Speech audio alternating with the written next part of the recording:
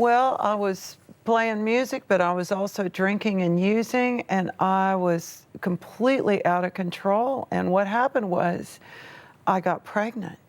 And I was not married, and I was so terrified that I became immobilized in that. And I didn't want to hurt the baby, but I didn't feel like I could have I just didn't know what to do.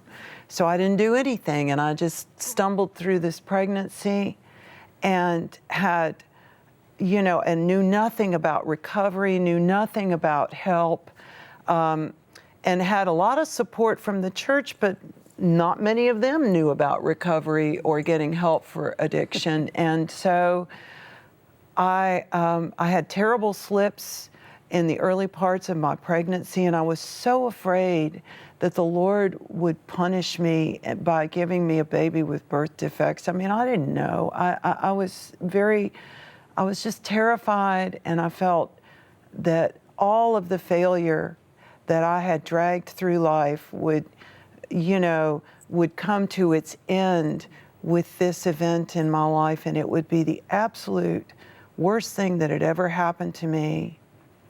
And but I went through my pregnancy, and my mom did it with me. And when I had the baby, I had a cesarean section, and I was by myself in a recovery room.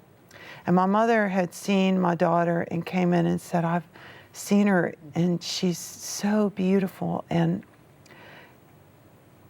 my mom left, and I was laying there, and it was as if the Lord parted this curtain and just leaned down and said to me, "You see, I'm not who you think I am." And I was so overwhelmed by his kindness to me for no good reason, none. And, it was a number of years before I fully recovered.